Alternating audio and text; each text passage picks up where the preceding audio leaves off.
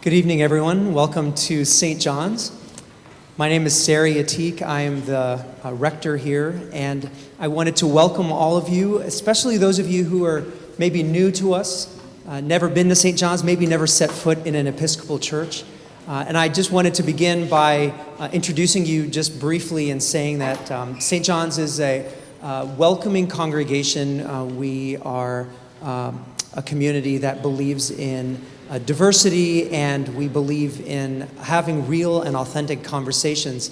And so tonight, as you will quickly learn, we invite all of us to kind of lean into a space where we're having even some of the uncomfortable conversations, but doing them in an authentic way, in a way that helps us grow and go deeper into our own understanding of life and spirituality and love and a way of making a difference in the world. So again, we're glad that you're all here. We have, for the next hour and a half, we'll have an opportunity to hear from our speaker, and then at the end of our time together, the bishop of our diocese, the Diocese of Washington, Mary Ann Buddy, is with us, and she will conclude with a benediction, and then we'll invite everyone to join us in the parish hall for a reception. So that's kind of the overview of our evening. So I'd like to invite us, before we invite our John Ross, who is going to be moderating tonight and introducing our speaker, to come forward, I'd like to invite us to just take a moment of silence and just set our hearts in the right place for this wonderful event. Let's close our eyes and take a moment together.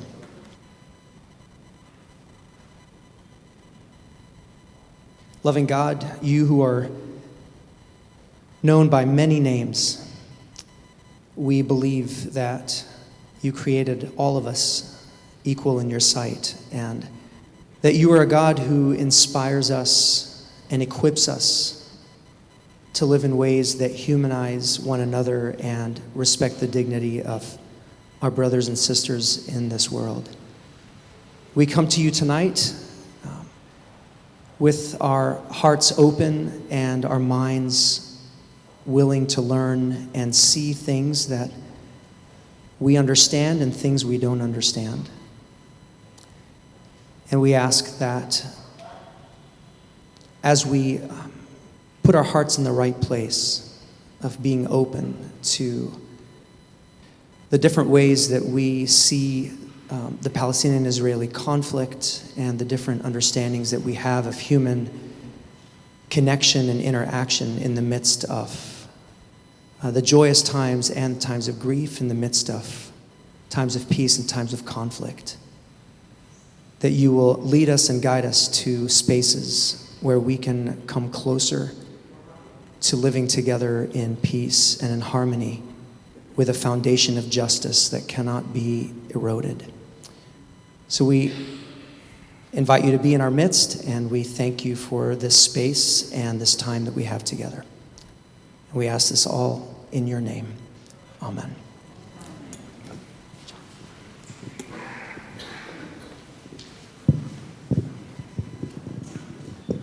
Good evening, everyone. Can you hear me?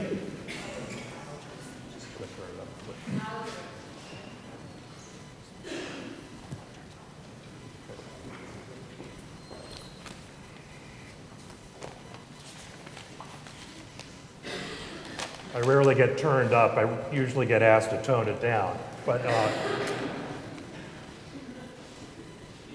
good. Is that better? Terrific. Well, I am just delighted to see you all tonight. Thank you for coming out on this rainy winter's eve, but I think you're in for a treat. My name is John Ross. I'm an author and a journalist and a member of the St. John's Holy Land Committee, who is bringing this event, sponsoring this event today. And it is my truly great pleasure to introduce my friend Izzeldin Abuelaish. Dr. Abuelaish is a Palestinian medical doctor who was born and raised in the Jabalia refugee camp in northern Gaza. From 1997 to 2002, Dr. Abuelaish completed his residency in the Soroka University Hospital in Beersheba, Israel, followed by a subspecialty in fetal medicine in Italy and Belgium. and then he earned a master's in public health from Harvard. He is the first Palestinian doctor to receive an appointment in medicine in an Israeli hospital. In 2009, a tragic event occurred when an Israeli tank shell hit his house and killed his 3 daughters, Besson, Meyer, and Aya, and his niece, Noor. He wrote a book called I Shall Not Hate, A Gaza Doctor's Journey, an autobiography. It's become a bestseller, translated into 23 different languages. And what he talks about it, and we'll get into certainly in some detail tonight, is profound. He's traveled the world since then talking about peace and conflict resolution. The Belgian parliament named him the Martin Luther King of the Middle East. President Obama referenced him in 2011 as really a bright spot for hope in the Middle East. He has earned 5 nominations for the Nobel Peace Prize. And as we'll hear about a little bit later tonight, too, he established the Daughters for Life Foundation in honor of his 3 daughters. The Daughters for Life Foundation supports scholarships for young Middle Eastern women of all nationalities, of all religions. And I can attest that Dr. Abuelaish is one of the most compassionate, humane, and humble human beings I have ever met. And with that, please give a warm welcome to Dr. Abuelaish.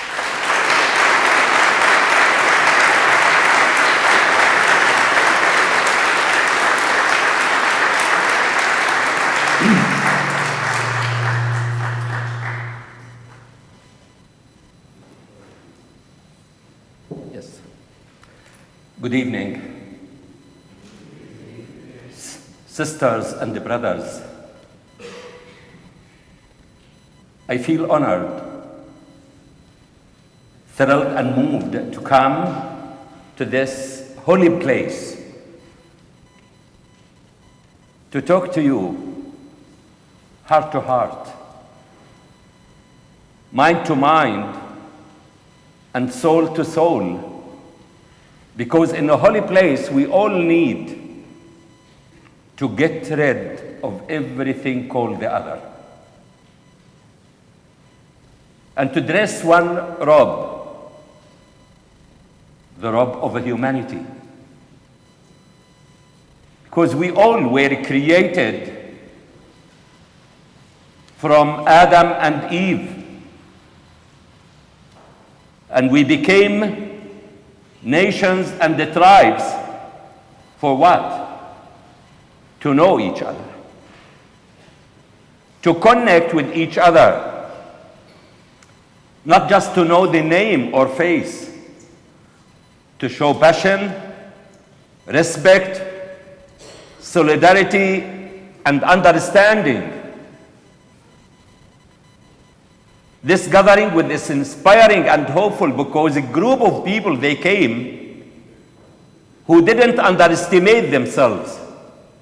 And they took the responsibility to make a difference, to bring us together, to spread light and hope.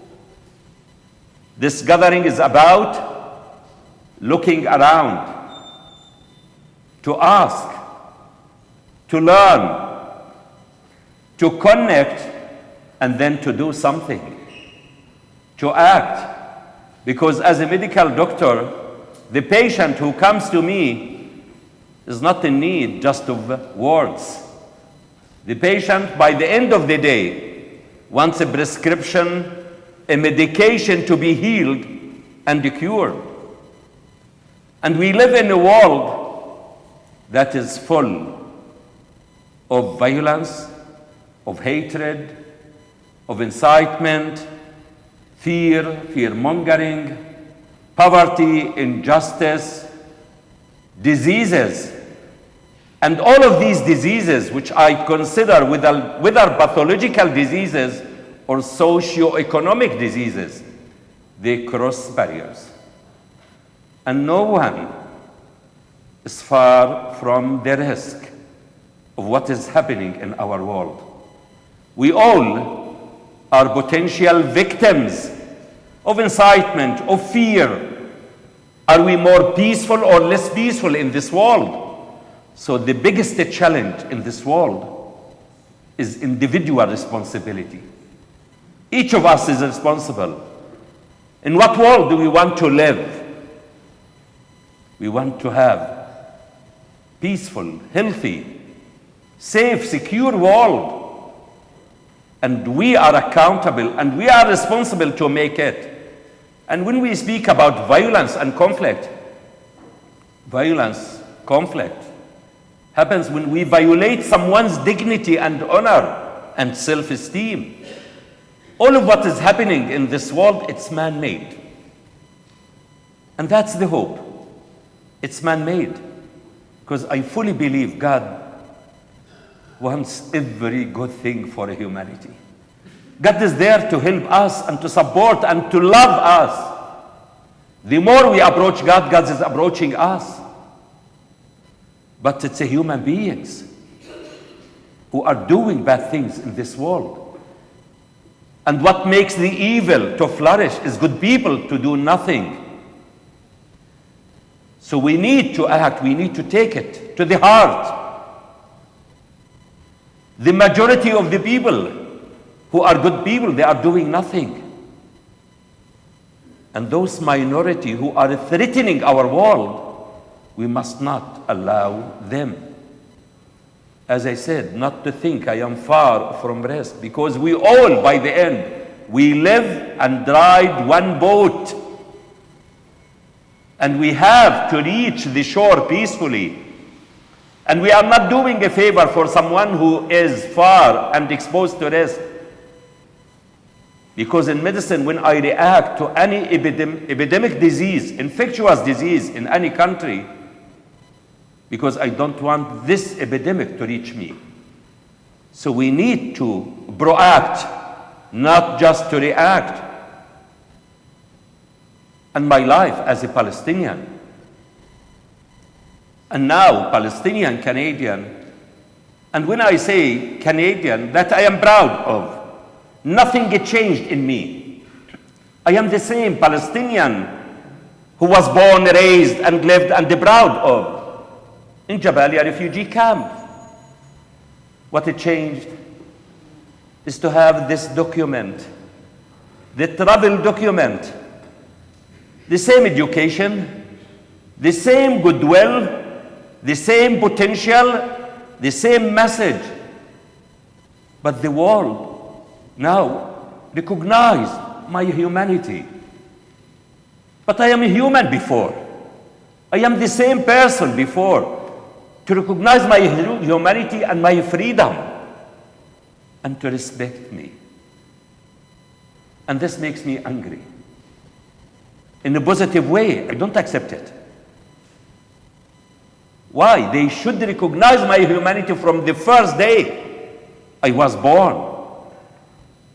And that, the most holy thing in the universe, is the freedom and the human being. Because we all were born free. We all were born free. No differences between genders, white, black, ethnic, minorities or majorities that we create later on. And the human beings. As a medical doctor, I know the meaning of life. And how hard do we struggle to save one's life. As an obstetrician gynecologist, I know the meaning of labor pain and the suffering and the 9 months of a pregnancy, even before a pregnancy, when a woman is struggling to have a baby. And saving one's life as if we saved the world. Putting an end to one's life is as if we put an end to the world. So we need to zoom in and to think of others. Think of others who aspire for a good life. Think of others who are looking for a drop of water or a shelter, who are our human fellows. My life was a war.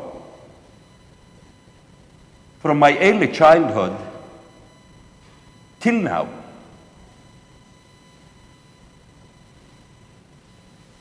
Struggling and fighting to survive. In the time we see others who are living to fight and to make others suffer. But in spite of that, I didn't allow all of the difficulties to kill my dreams. I was born in a raging ocean. And in this world, as a believer, someone can kill, can deprive, can imprison, can do anything. But I fully believe there is God. And if all the world wants to do you harm and God doesn't, they will never succeed.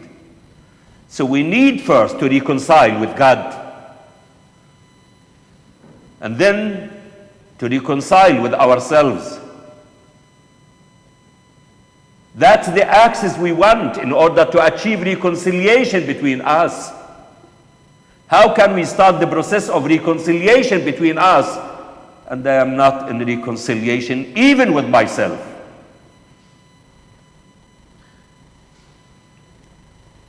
So as I said, don't let anyone kill your dreams, your aspirations. No nation on earth has been tested as the Palestinian people. On a daily basis, we are tested. And still, we are not free. But the world has to understand it, that no one is free as long as others are not. We need to stand up and to advocate for the freedom of all, justice for all, life for all, peace for all. I would love to go to Palestine, to Gaza, but I'm not free to decide when and how to go, though I have my Canadian citizenship, because I'm treated as a Palestinian. And you have to know what is the meaning of being treated as a Palestinian in this world. In particular, I don't want to say by our enemy, by our neighbor, future neighbor, the Israelis. They treat me differently. I need permits. But I am here carrying the message of those who are voiceless, of those loved ones. My mother, my father, my wife, my daughters, the innocent people who are not with us alive, to say to them, I am carrying your message. You are there, but you are with me, and I am living for you. My daughters were killed for nothing they did. They were girls. And my weakness is my mother. I know the meaning of a girl or a woman. The big heart, the incubator, the one who gives, the love, the passion, the empathy, everything, you find it in your mother, in your sister, in your daughter, in your partner, in your wife, in your aunt. So I am spreading their message, but with which weapon? It's not the bullet or the shell. The bullet or the shell is the weapon of the weak. The weapon and the bullet kills once. Thanks God, I am blessed to have stronger means. It's the wisdom, the education, the deep belief and faith, the kind, courageous, and the strong words. Words are more influential than bullets. And most important, wisdom and words, they need action, good deeds. So that's why we are here in a time of despair, this gathering to send a message of hope and not to give up. And by the end of the day, darkness will never stay forever. The light will come. And the justice has to prevail in our world for all of us, and to make the world a better, a human, free, safe, healthy one. And how? Of course, by all of us, one can do everything, but each of us can do something. So I ask you, when you leave home, think what can you do, not outside, within your community. Give a smile, salute your neighbor, connect with your neighbor, give hand, visit a patient. Give from your time, from your education, from your knowledge, from your health to others by supporting others. So when we all come together to work together, we can make the world a better, safe, secure, healthy one, and not to accept what is happening, and not to accept to be among the audience. To be yourself. Don't wait for others. Start by yourself. And that's why we are here, that each of us, after our meeting, to reflect on it, that he will start. If not tonight, to start tomorrow. Thank you, and God bless you.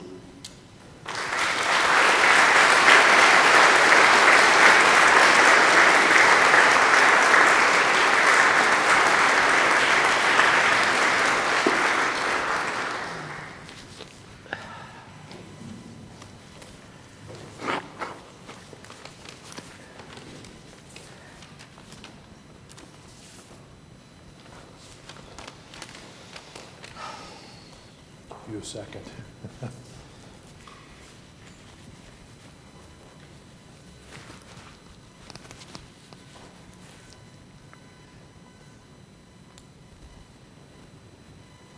Dr. Izzeldin, can you take us back in time to when you were growing up in the Jabalia refugee camp and tell us what that was like, your family, your mother, what the house was like?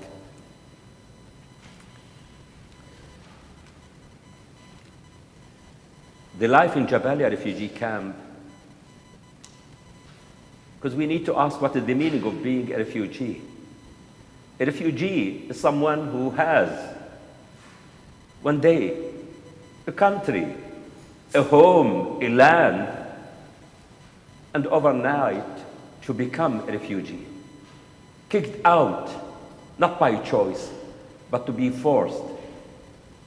To be waiting for a humanitarian aid that personally I have no role in it. To be born to a refugee family. And being the eldest among my siblings, it means a responsibility. Refugee, we were living in one room. I remember it till now, I see it, 3 by 3. The washrooms are public. Water, you have to go outside to collect the water. And the ceiling is only to protect us from the sun and winter, rain. And our parents, the Palestinian parents, in particular the Palestinian mother, who is the hero. She is the one behind the survival of the Palestinian nation. As every other woman in this world, they lost the land, but they didn't lose hope in their children. And they realized the importance of education. My life as a child, I never tasted my childhood. I don't know the meaning of being a child. Poverty, deprivation, suffering. From early childhood, you have to start to work. The Palestinian child has to be mature at early age because there is no life, there is no mercy in life. So I dreamed as a child, because I suffered an early age of rheumatic fever. So I dreamed to be a medical doctor. Not for the profession itself, but in order to get a better job, to save my family from this miserable life. But how? I have to work hard. I work day and night. The summer holiday and the weekends for Palestinian children, it's not for summer holiday. You have to try to struggle to work to get some money to help your family.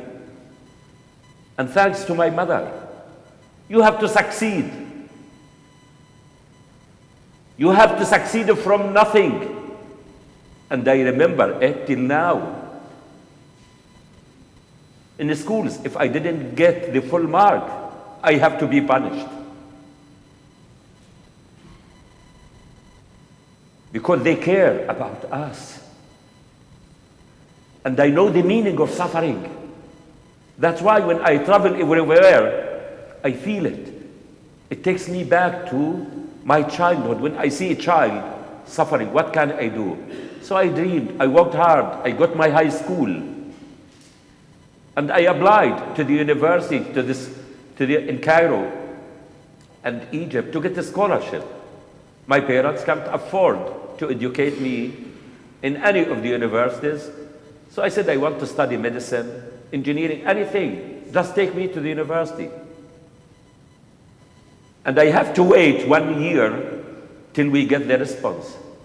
I started working in Israel. At the age of 14, the first time to be away from my family, to work with the Jewish family, an Israeli, to feed the geezers and child as a farmer, working from 6 till 8 p.m., a child to be away from his family. But I see always the positives in everything. From this suffering and working, I earned 400 liras. And 1 week after I came back from my work, Ariel Sharon was the commander of the Gaza Strip. They started to demolish the houses for the tanks to pass. And our house, which is called a house, for me it's a palace, to protect us. We bought a new house with the 400 liras that I earned. I was happy at least when I got accepted to medical school in Cairo, in particular for my mother, to be proud of me, to be the mother of the doctor and of my parents, and to make a difference in this world. So the life in Gaza Strip till now, I go to visit.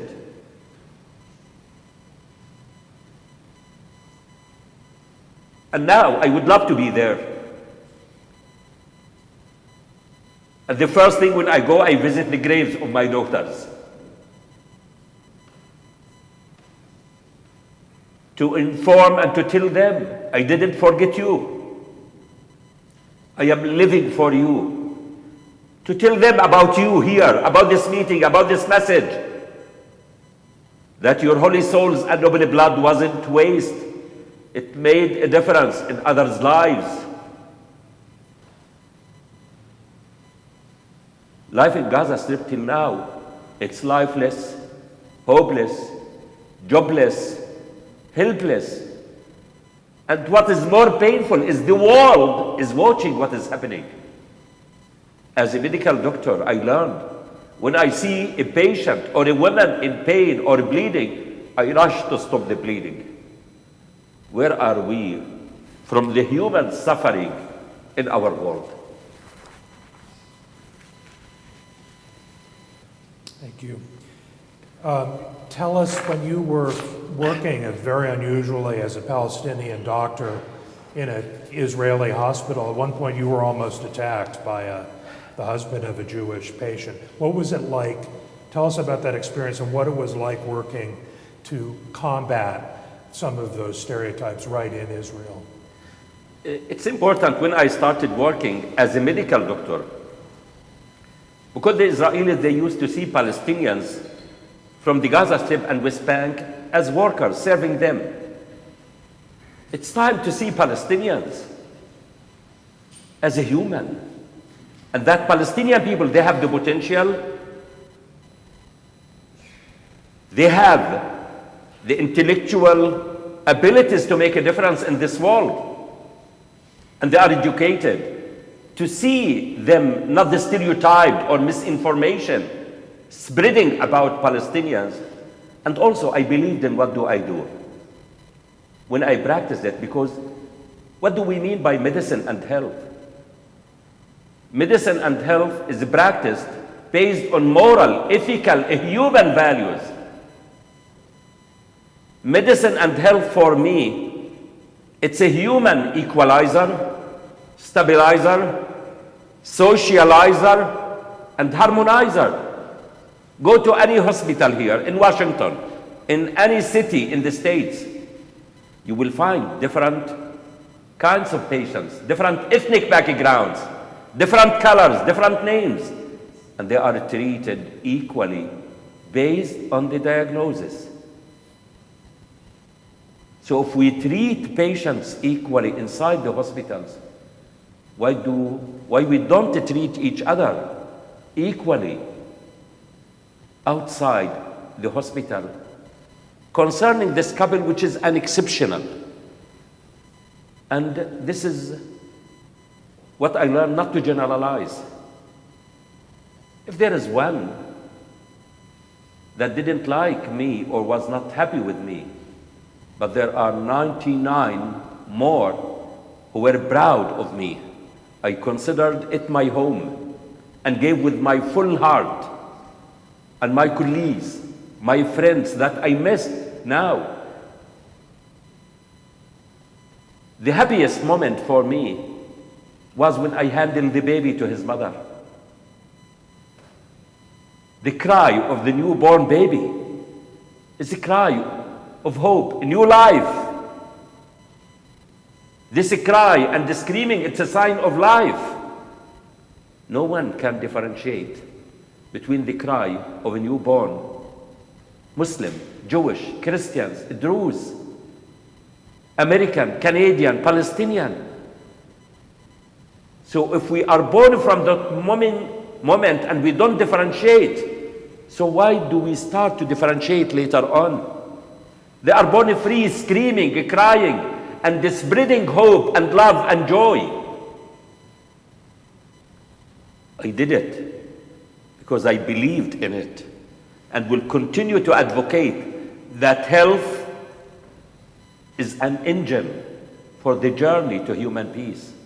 Because we all value health and we want to be healthy, and nothing is more important than giving life, saving lives. I go to visit Palestine and Israel, and I see many women whom I delivered, and they approach me and they know me as a Palestinian doctor. So I will continue to advocate for it, to humanize, not to politicize. People are fed up with politics.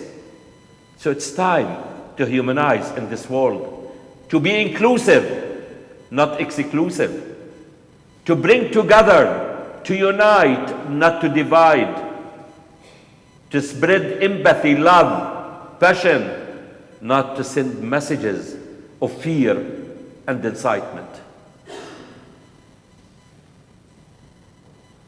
Tell us about your wife, Nadia.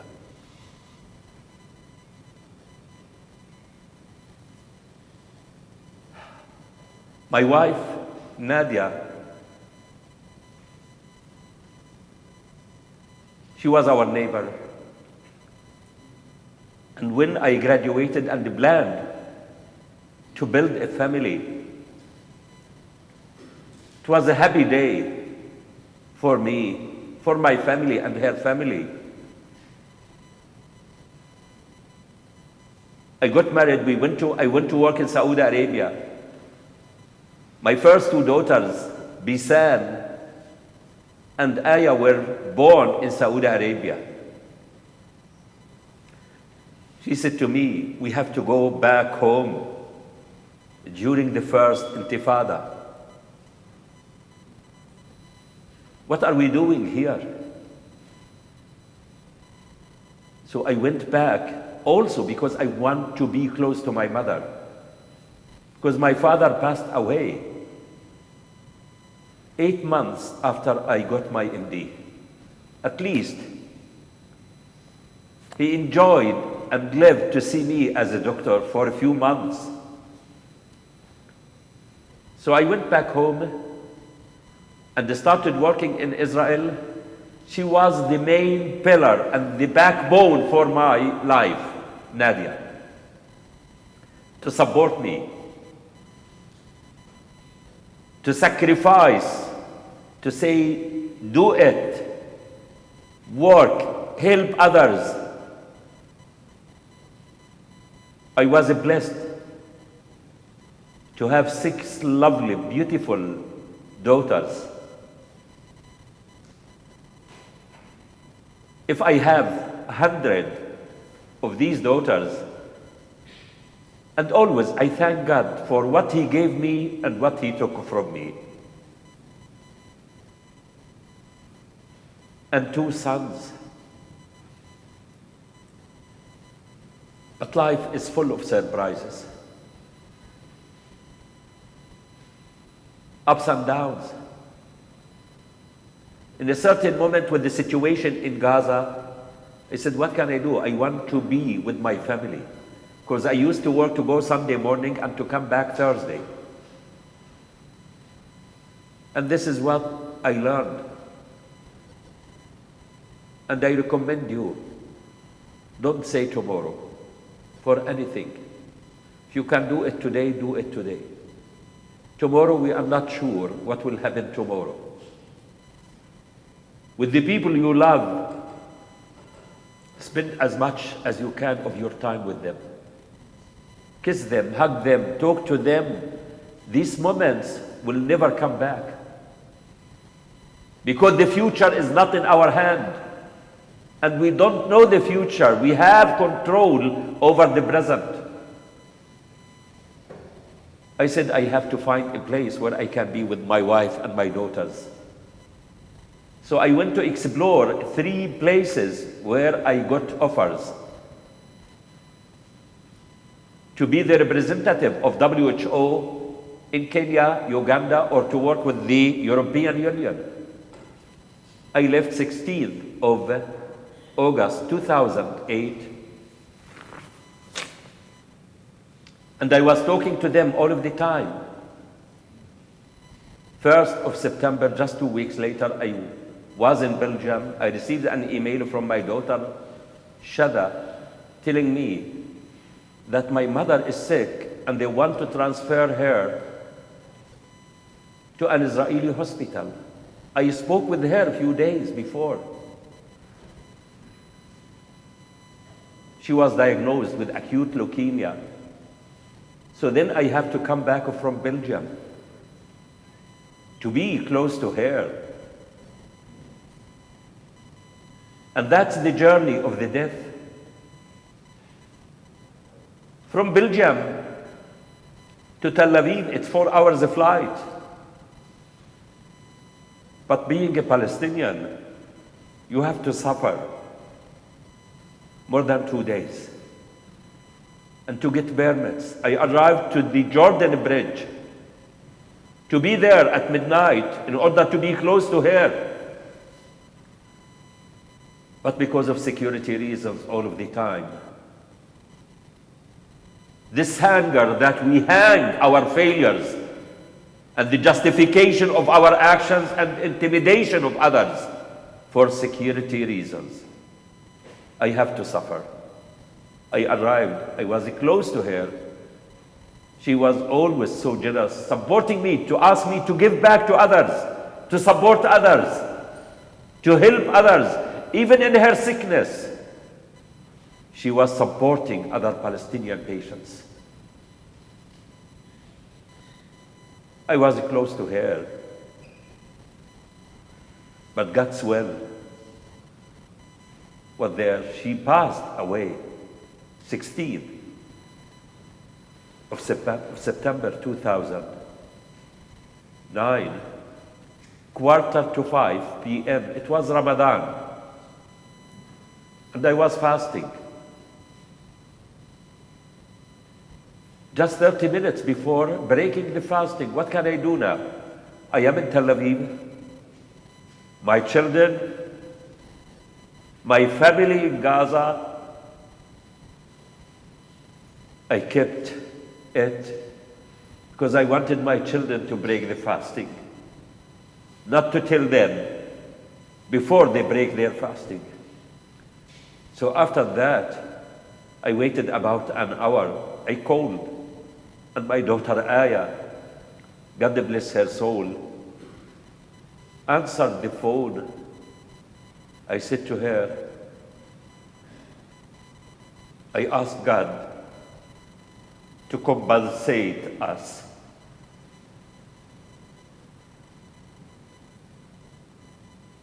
Of course, for her, this is a mother. The orphan is not the one who loses the father. The orphan is the one who loses the mother. But thanks to my daughter Bisan, who said, count on God and on us, and continue your work. So I felt the main pillar in the house was broken. But her spirit is with us and will continue, energized with her spirit and her soul.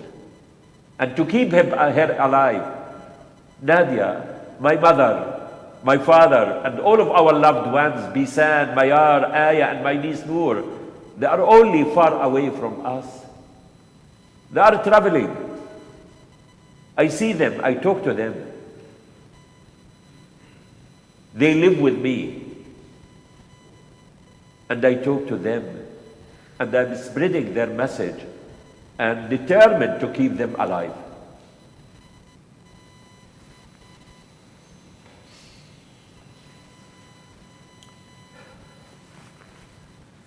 Four months later, you come out of your house and you see a tank with its turret facing your house.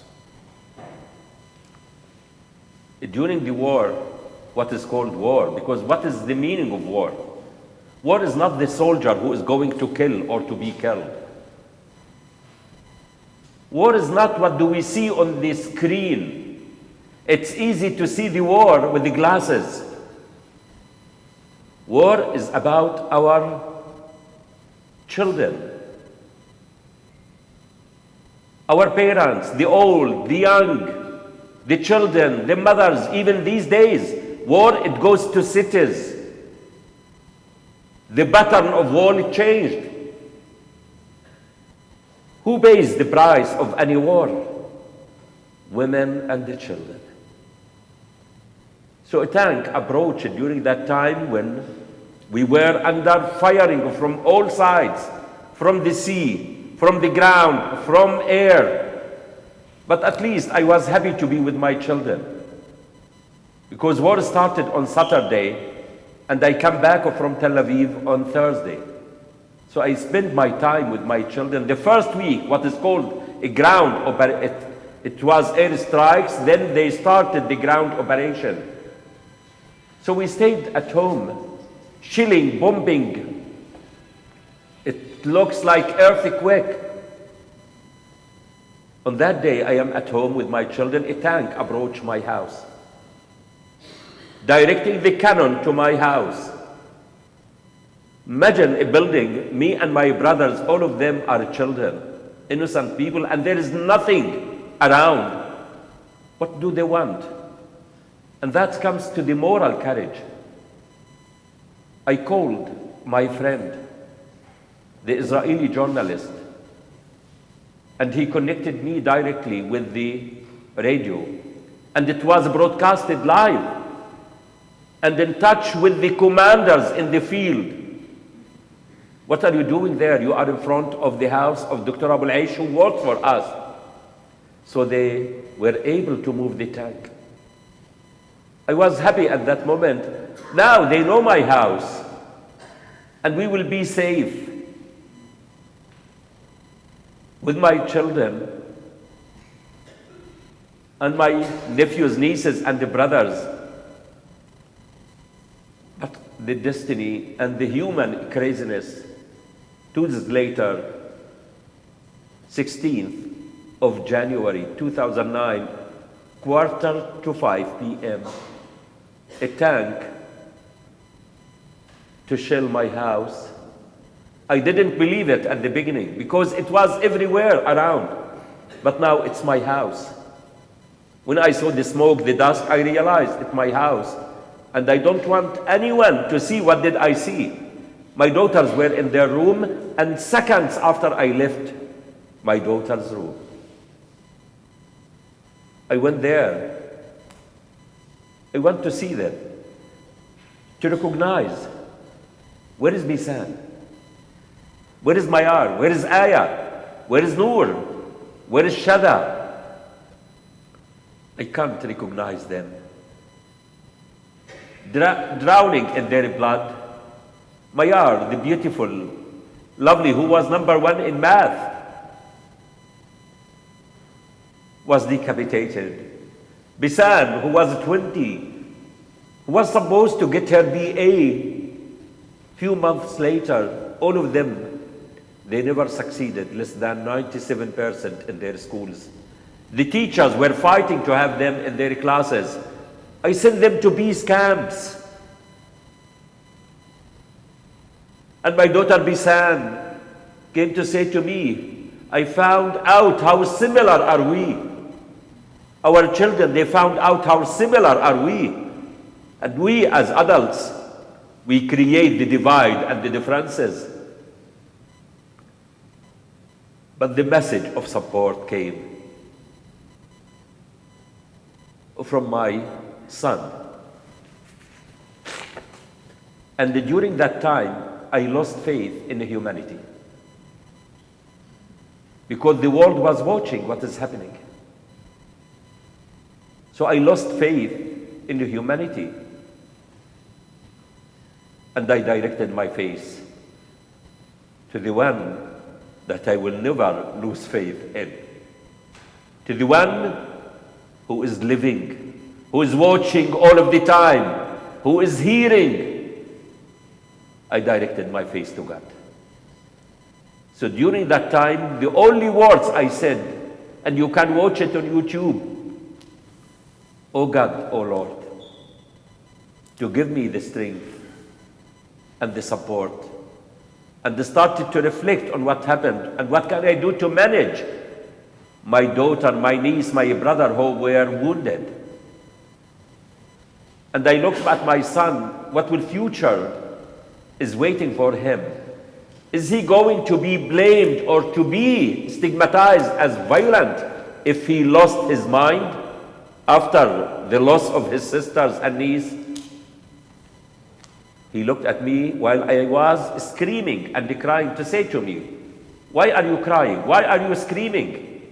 You must be happy." He was 11 years old. I said, maybe he doesn't know. I said, how do you want me to be happy? Bisan, Mayar, Aya, and Noor are killed. He said, I know they are killed. But I know that they are happy there. They are with their mom. She asked for them. That's the Palestinian child who can teach leaders of this world. Does he deserve the life, the freedom, and to live as others? And since then, I swore to God and to my daughters, I will never give up. I will never forget them. I will never rest or relax, because I believe one day I will meet them. I want to meet them with the big gift to them, that their holy souls and noble blood made a positive difference in others' lives with wisdom, kind, passionate words, and good deeds, and to keep them alive in the minds, in the hearts, souls, spirits of good people, and to spread their message. And that's why I am here today.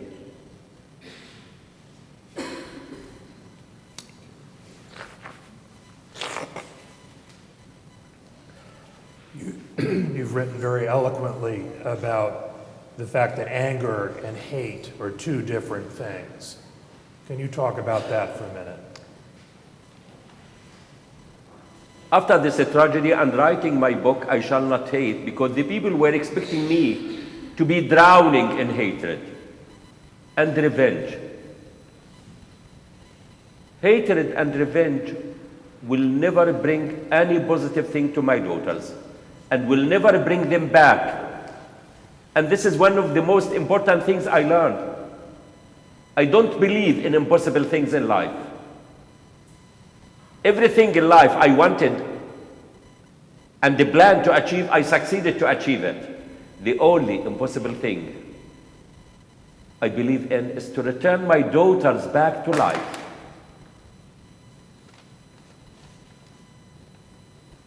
And as I said, they were expecting me to be full of hatred. Anger, for me, I see it, it's an acute episode that comes and goes. And diseases are acute and chronic. But hatred, I realized, and now most of my research and my work is directed towards hatred as a contagious, infectious, destructive disease. It's a disease of the body. It disturbs the homeostasis of the body. It's a fire which burns the one who carries it. Hatred paralyzes us. So if I want to keep moving forward, I should never allow hatred to approach me. I know the wound is big, the scar is there, but it motivates me, and life always is what we make it. Has been and it will be. It's in our hands. How can I challenge the perpetrator in order to move forward? So hatred is the result of exposure. I recommend you, don't let hatred approach you. If someone to do you harm, how can you take it to the heart to challenge? And if you are a victim of that act, that harm induced, don't be a victim of hatred. It's destructive. It's a heavy burden. It doesn't allow you to move forward. Instead of that, be energized, move forward, and we face in life challenges. So if we want to react to any harm or any challenge in life with hatred, this means the world will be polluted with hatred. It's enough what do we face from some leaders in this world who are spreading incitement and fear-mongering to use it for political agenda. So we need to detoxificate ourselves from this destructive disease. And I say the antidote of hatred is success, resilience, tolerance, kindness, and forgiveness. Forgive yourself from this destructive disease. Think of yourself because you love yourself in order to challenge and to move forward. Some people, they think failure is the antidote or the opposite of success. I say no. Failure is the trigger and the incentive for success. So it's in your hand to use this failure to energize you to succeed. And don't look backwards. You are not supposed to forget the past. But don't keep always looking backwards. Keep focused, looking forward. And the one who always looking backwards, others will pass him. In the marathon, the one who is every now and then turning his back to look who is behind, who is passing, others will pass him. Keep moving forward, focused on your goal to achieve there. And that's the happy moment.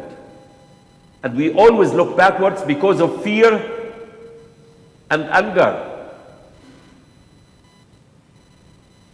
You know, the deer's speed is about 90 kilometers per hour.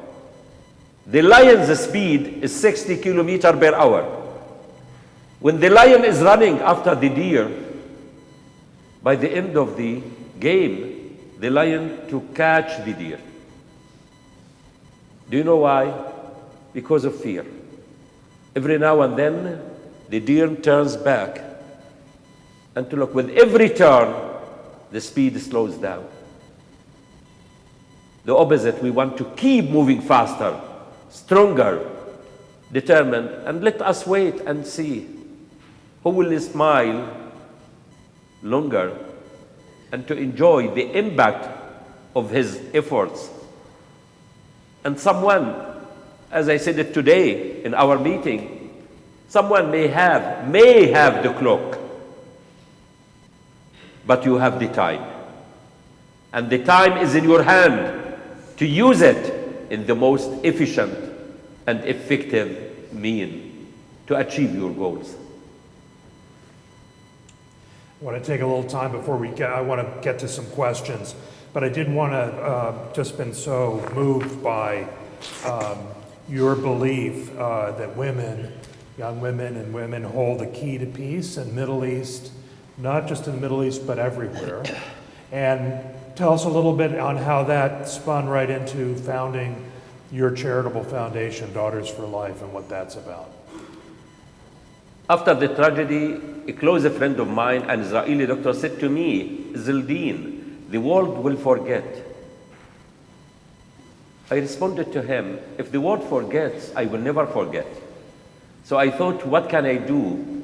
As I believed from the beginning, this tragedy, God knows, and we don't know, it was for good and will be invested for good. Because I said, why I was saved seconds after I left my daughter's room. If I stayed with them, I will be gone and to be added to the numbers. And why at that time also, it was supposed and planned to be interviewed live by the Israeli TV to expose the secret that we are fighting against militants. It's innocent people here. And the positive thing, the second day of the tragedy, Ehud Olmert, who was the prime minister who knows me, once he saw it, where the world was begging them to have ceasefire, he announced unilateral ceasefire. So it saved others' lives. But no one should be killed in order to save others. Then I thought, what can I do to keep them alive? And in my life, as I said, I am in debt to my mother, my wife, and my daughters. And women are the strongest members in any community. And they are the heroes behind the success of any nation. So I said, nothing is more important than establishing a charity for education of girls and young women, because I fully believe women who give life, women who nurture life, women who are the spirit of life, even women are the life itself. So this world can only endure and be stable, sustainable, just, free, safe, secure, healthy world. It's the function and the duty of women's education, not empowerment, but giving them the role and the opportunities. Give me 5 women in the history who were behind disasters or wars in this world. You can't find 5 women. But how many men? And women are not a threat to men. Women, they complement men. And we need to work together. Women, they need just to be given the opportunity and the role in order to make a difference. Instead of saying behind a successful man, there is a successful woman, it's time to say behind a successful woman, there is a successful man. By the end of the day, we all will win and benefit from women's education and role. Women are giving. Women are the incubator. They are the big heart. Imagine this world without women. The women are the school. If any school is well equipped, what do you expect the students? They will be. A healthy, educated woman and girl would raise a healthy, educated children, husband, family, community, and nation. It's time to invest in women's education, not in military means. A country that spends more in military means is at reaching a spiritual bankruptcy. We need to invest in women. No peace without women. No justice without women. It's time to respect women's rights, and women's rights not to be given in a fragmented way, but in a collective, comprehensive approach in one time. By the end of the day, we all will win of this. That's why Daughters for Life, which is a registered Canadian charity, is dedicated for education of girls and young women from the Middle East, not based on ethnicity, religion, background. It's about young women. I see in these young women Bisan, Mayar, Aya, and Noor, and the future of our children, and to spread hope and light in our world. I appeal to you to come to join Daughters for Life family in any way, to spread the word about it, to find partners in the States and to establish it. And in this way, we can leave a legacy and we can spread hope in our world.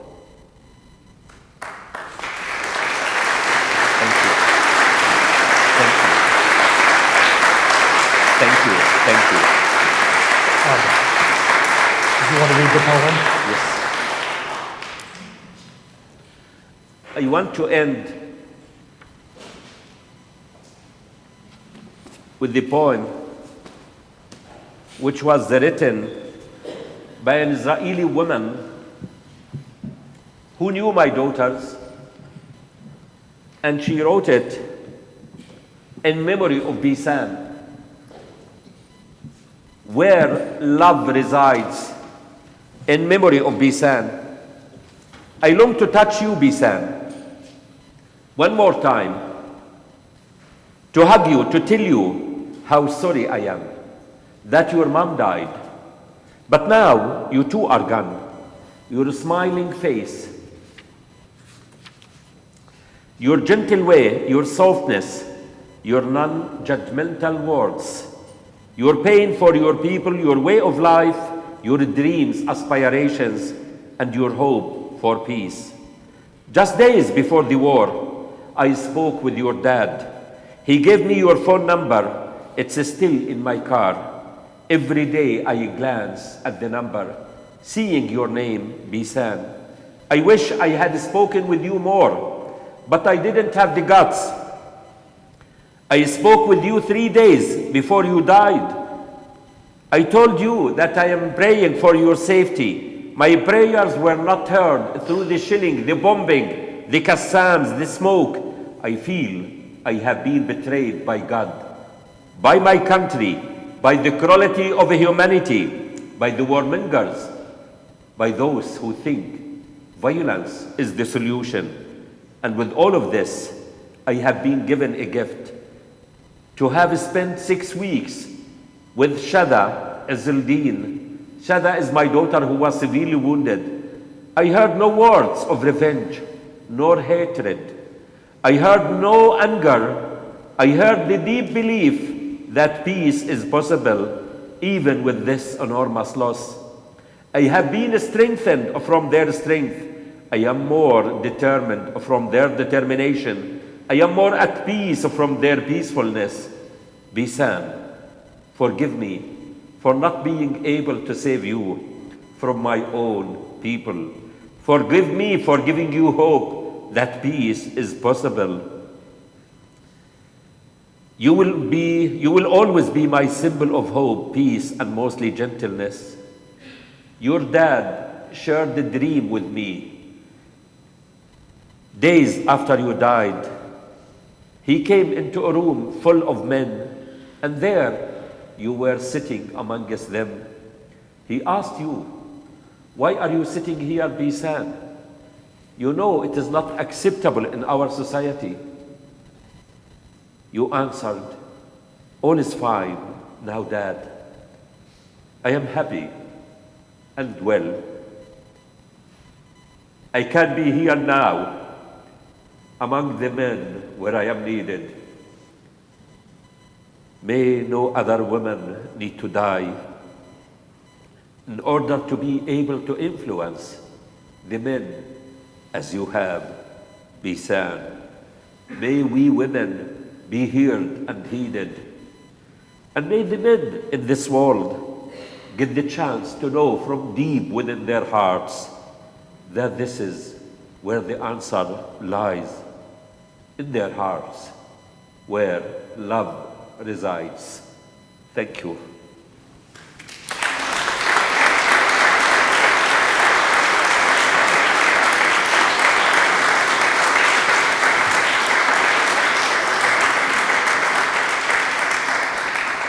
Okay, friends, we're going to invite you to come forward now. If you have any questions, we have 2 microphones, one for each aisle. And so if you can just come on up and stand at the microphone, and then you can speak into it. So, come on up, if you have a question.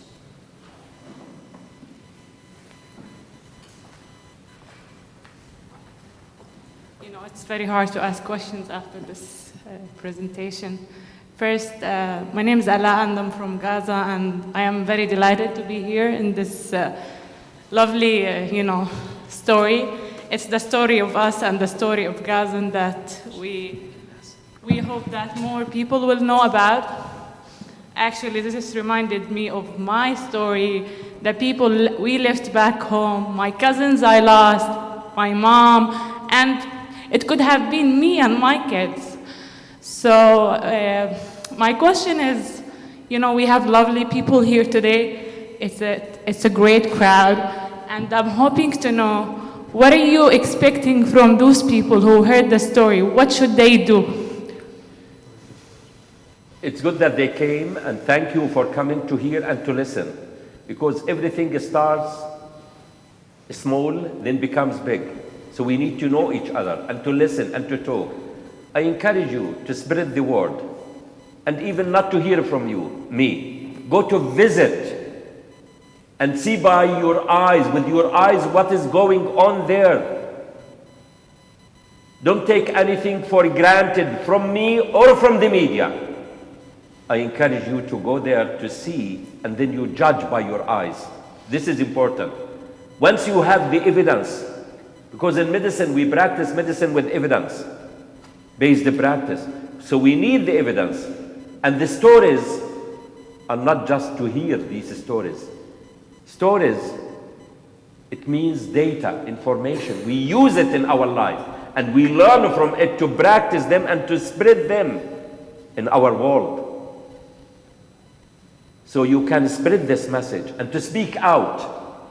And for a second, imagine if you were in need, what do you expect others to do for you? Spread the message, communicate with the people. You can write, speak to your congressman, to the senate, to the people here. This is not acceptable what is happening these days.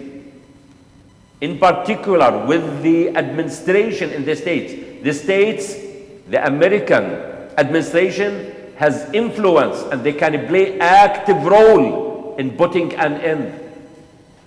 To be part of the solution, not to be part of the problem.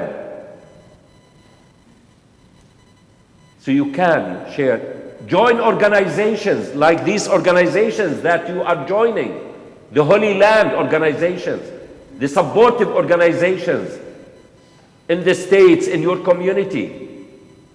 And that's what is needed. It's not about money. Some people, they think it's about money. You have many things to give.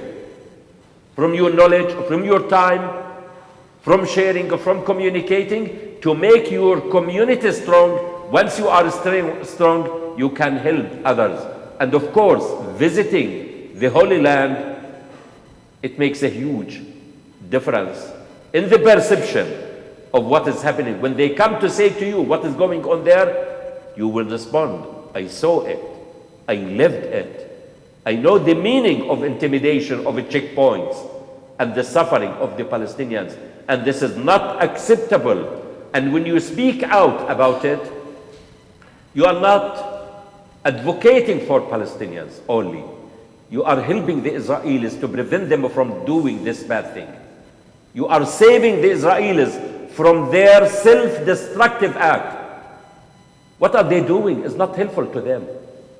This will never give them safety, security, or freedom.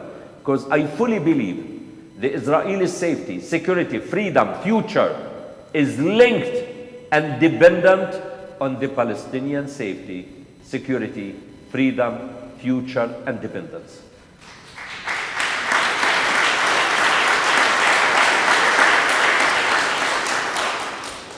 I have to read the Martin Luther King quote that you quoted in your book.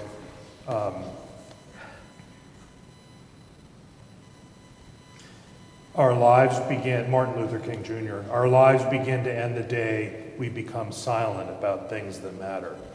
In the end, we will remember not the words of our enemies, but the silence of our friends. Thank you. I have a question to Dr. Izzeldin. Looking from America at the conflict, it just seems stagnant, that there's no side is willing to find some kind of win-win solution. And I'm wondering, what gives you hope that this conflict can be ended?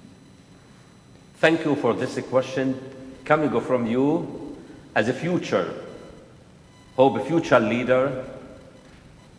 And you asked both sides, which is good. You are asking both sides. We need to analyze it. When we speak about both sides, are they equal? And what is happening there? And what do we want to achieve? Both sides are not equal. This is important. One side is stronger, oppressor, occupier, has the power, and the other side is occupied, oppressed, suffering on daily basis. So in medicine, I don't put them in one basket, someone with the flu with someone with pneumonia. It's unjust. and to say both are patients. I know they are patients and they are suffering. There is suffering in the Israeli side, but it's not similar or equal to the Palestinian suffering.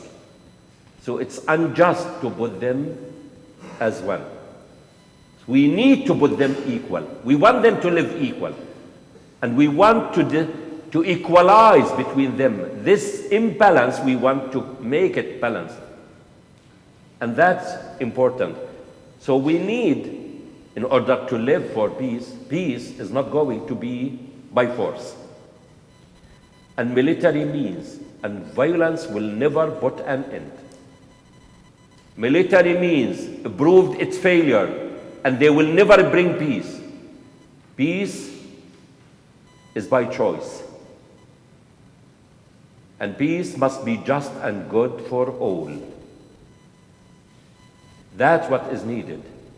So we need, even from the audience who are watching outside, to be fair audience, fair mediators, and to support the one. We have a good saying: support your brother or your friend if he is oppressed or oppressor. How? If he is oppressor, to prevent him from oppressing others. Stop him from oppressing others. And the one who is oppressed, to help him get rid of being oppressed. So it's the responsibility of the world. The United States, which lost the administration, I am talking about the administration, it lost its role as a fair mediator. And this is not helpful to the Israelis. The biggest ally to the Israelis should be the Palestinians. And they have to admit that they have to live side by side with equal citizenship rights with their neighbors, not the one who is far away from them. So if we succeeded to change this mentality, this stereotype based on political temporary interest, we need the long-term interest. We have no other way. Palestinians and Israelis, we live and ride one boat. And we, like conjoined twins, we have no other place to live and to live. And we have to live there and to share. And that's what I believe any administration, any mediator, the United States, the international community, the United Nations, the European Union, to advocate for and to bring them together and to endorse the resolutions. Because by the end of the day, we need order in this world. I want to ask you, as an American citizen, whom I respect as a citizen, as an individual, would you accept me as a Palestinian to say this church, take it to someone else? No. So, okay, good. So what do you think? When the American administration, Palestine, the West Bank, it's a real estate. It's a reality, distributing it. It's an apartment, giving it checks, blanket checks to someone else. He has no control over it. It's not his right. So if you don't accept it, as American, how do you want others to accept it? Put yourself in the shoes of others and speak for justice for all. Even in times, silence in times of injustice is injustice. What gives you hope for the future? My hope is in people like you, in the young generation, the new, and I will never lose hope. Because we need to learn from history that nothing is permanent. The patterns of life will change, and everything is changing. What gives me hope?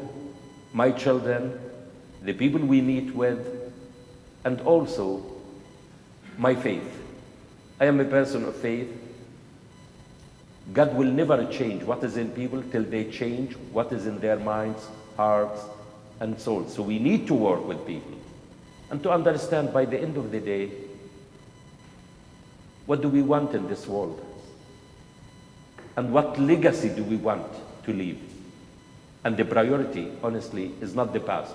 The priority is the present and the future.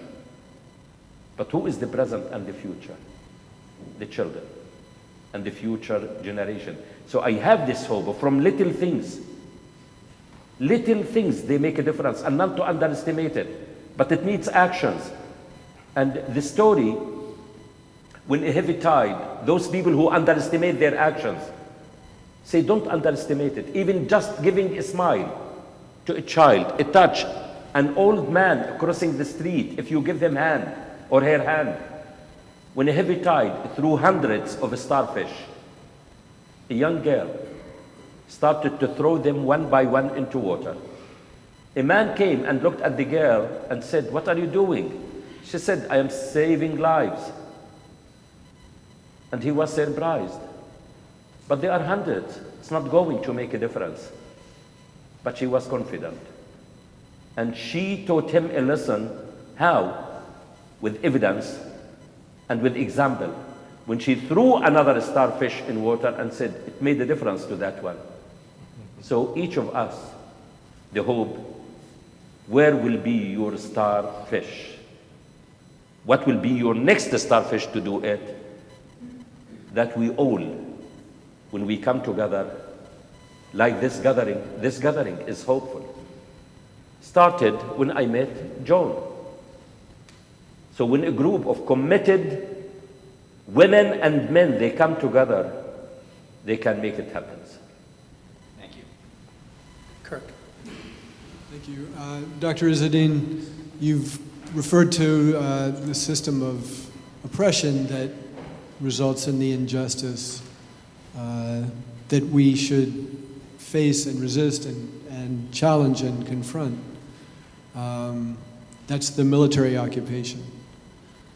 And you know, at one time, at one level, we could expect our government to interact with the Israeli government to put pressure to end the military occupation as an aspiration, not necessarily in reality, but that's not something that we can look to as a way forward at the moment.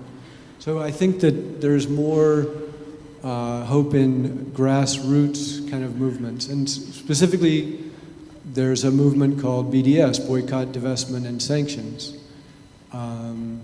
that's trying to challenge the system of injustice. So I raise that because I want to know what your thoughts are, pros and cons of the BDS. What do you think about the BDS as a way to change the system of oppression and injustice? Because I commend your viewpoint, the necessity to be free of hate and to be positive, to move forward. But I think that's only part of the way of responding to injustice. It keeps us from becoming corrupted, but we still have to challenge the system of injustice. So that's how I'm framing my question to you. Thank you so much. We need to challenge the system and what is going on the ground, and to take responsibility to antagonize it and to face it with courage. Of course, BDS is one of... Boycott, divestment. Yes, yeah, I know. BDS is... No, I'm just telling you. Oh, yeah. BDS is one of the ways. And Palestinians, by the way, they were forced because they tried every possible way. The peace agreement and the Oslo agreement, where we went there to establish our state on 22% of the historical Palestine. We accepted. Until now, Palestinians, they accept this. But we find really greedy, ignorant, arrogant government supported with externals. And they are giving a free check to them because of the military power. So BDS is a way to use it. But we need at the same time at the political level. But these politicians who are there deciding, from where did they come? They didn't come from the sky with parachute. They are coming from us, from among us. So it's our responsibility when we vote and to choose the right representatives to spread our message. It may take time, and this is the impact of grassroots. to communicate, because anything by the end, it needs a political solution. So we need to change and to encourage good leaders who believe in the good cause to promote it and to put an end to it. But military means, personally, I don't believe in it, and it will never put an end to it. It widens the gap lately with the recognition, even with many activities, the current American administration. What are they doing? They are adding gasoline to the fire. They are adding gasoline to the fire. So we say, if you don't have a good word, don't say the bad one. Don't add enough fire, enough suffering. They widen the gap between Palestinians and Israelis with all of these decisions, unilateral, isolated decisions, as they are singing out of the orchestra, of the world's orchestra. It's not the Palestinians who are against. Just lately, you have seen it with the United Nations resolution. All of the world voted, even Canada, voted in support of the Palestinians, the American administration. So what's going on? Americans are smart, and the American people, they fought for justice, and they want to be free. So it's important also to try to speak to these decision makers, to the politicians, and it's the responsibility of the people themselves. Thank you. We can. Thank you. We have time for 2 more questions, so. Hello, Dr. Abuelaish. It's a pleasure seeing you again. You spoke at my undergrad at Alma College about, 5 years ago, I believe. And, well, I was thankful for your words then, and I'm very thankful for your words today. So, as of now, I'm enrolled into the Institute for Economics and Peace, the Ambassador Program. And one of the parts of it is enrolling or initiating a local project that incorporates aspects of positive peace. Going forward with implementing this community project, what do you think are some important themes to keep in mind for the project itself? Thank you. Of course, it's a good thing that you start with these projects, grassroots seeds. But by the end, grassroots, it has influence. But the impact, and many organizations, from my experience, how many organizations are working for peace? The number of peace organizations, hundreds. But do we see the situation is improving or getting worse? It's getting worse. So we need to see what can we do to change our treatment. This is important. But these activities, to focus on exposing what is happening there, and this kind of projects, to expose it in Palestine, and also to have an impact in the states about the knowledge, the people, the media, because it's important. Not only the Palestinians, they can be independent and to be dependent on themselves, but give them the opportunity. We need to expose the occupation, and by the end, these projects to help to end the occupation. The disease that we face and we suffer is the occupation.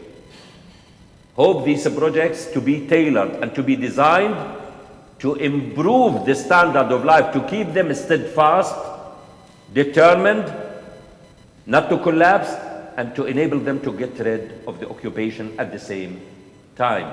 And also to help the Israelis to get rid of the occupation that they are occupied in, their mentality, the stereotype, their fear, their narratives, to understand that they have to live side by side with Palestinians.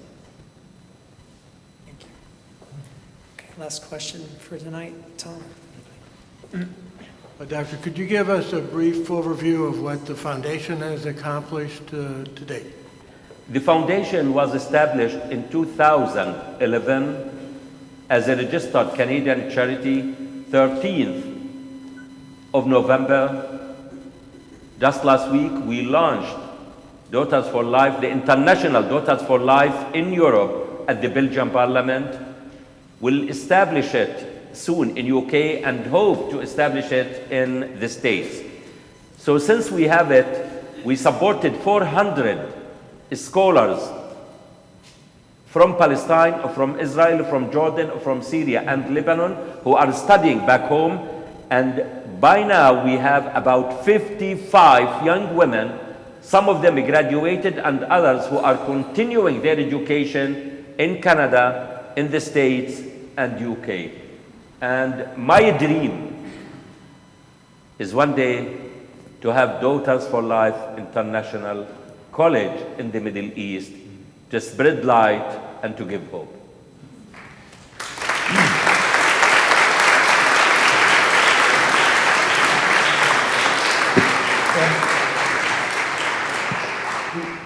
And we have some opportunities if you would like to contribute to Daughters for Life. We're going to have a book signing back here in our parish hall. And for $20 or more, you can get a book and have Dr. Izzeldin sign it, and that will go directly to his foundation. We also have ushers here who have baskets. If you wanted to give any amount to do that, that will also go to the foundation. And that would be just a wonderful way to support this wonderful man and what he's doing. Thank you. We're honored tonight to have with us Bishop Marianne Edgar Buddy, who's the Bishop for the Diocese of Washington, who will now leave us with some parting. Thank you.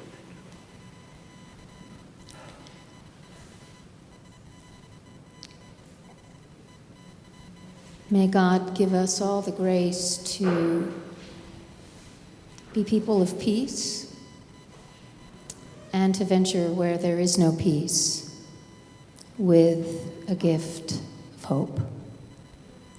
May God give us the courage to venture forth with love to the places where love is needed. And may God give us the resilience never to succumb to despair and cynicism in a world where those are such easy currencies and hope and peace and love are in such short supply. So may we rise from this place inspired by the words and the witness we have seen and heard of a man who is committed to love and to peace in the memory of his beloved daughters and in service to his people. May we have the courage to go in our own ways and follow in that path. And in going, may the blessing of God, who gives us love, who inspires us with hope, and is the instrument of peace working through us, go with us and remain with us this night and always. Amen. Thank you, everyone. One last round of applause for our speakers.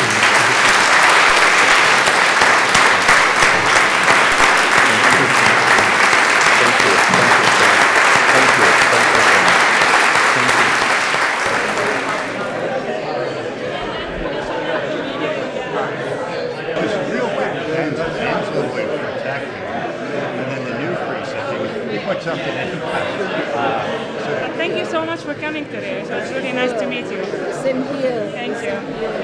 So you were done with the news about the Thank you for sharing your story. That's just a beautiful story. Thank you so much. I came for the checkpoints, so I know what you're saying. Jan?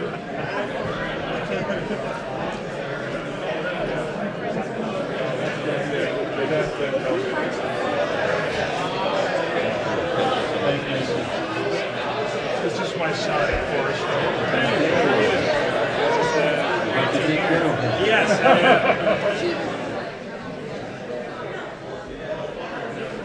Thank you so much for also your support and your work. For the library, so I'm giving it to them. Smile on camera.